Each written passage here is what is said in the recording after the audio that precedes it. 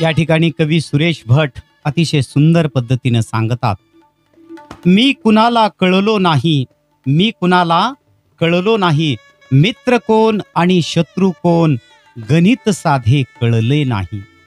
नाही भेटला कोण असा ज्याने मला छळले नाही, सुगंध सारा वाटीत गेलो मी कधीच दरवळलो नाही. ऋतू नाही असा कोणता ज्यात मी होरपळलो नाही, केला सामना वादळाशी त्याच्या पासून कधी दूर पळालो नाही.